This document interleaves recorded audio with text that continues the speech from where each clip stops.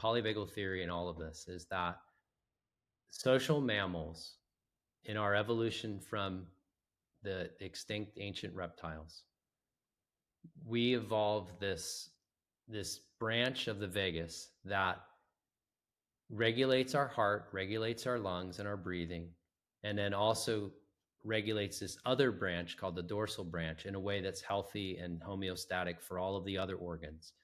And that regulation in the brainstem area is actually interconnected to certain cranial nerves that regulate the striated muscles in our face and neck and head.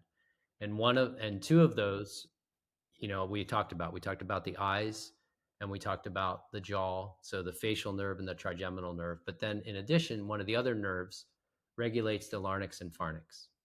So what ends up happening is, because we're social mammals, when we're born, we first need to be able to nurse, to suck, to swallow, and to breathe, and to coordinate that with how our heart is beating and our lungs are breathing, because that's how we actually receive the nutrients and all of that. So as mammals, we have to be able to suck, swallow, and breathe, and ultimately vocalize that we also need to be fed or need to be kept warm, right? So all of those nerves that allow us to suck, swallow, breathe, vocalize, connect in the brainstem to that vagal regulation of the physiology. It's a system. It's an interconnected system.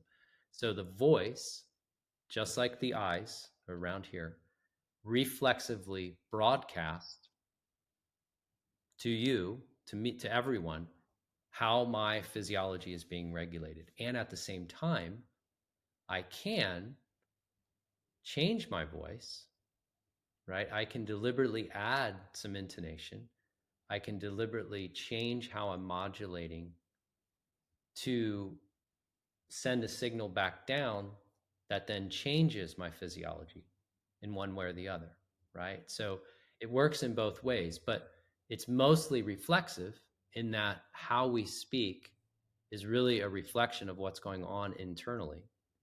But we can regain some control of that deliberately to deliberately change our physiology. That's the beauty of voice also. But it was meant to signal to the other whether or not we were safe to approach and come close to and collaborate and connect, or if my voice was telling you I'm a threat and you need to get out of here very quickly. And breath is connected, right? In order to speak, we have to exhale. So the breath piece, right? Because we're blowing air out. Also, in order to really have voice, to really have like a powerful voice, you would have to be able to push more air out, which would mean theoretically you'd have to be able to move that diaphragm down more to pull more air in on your in breath and then move it back up more on your out breath.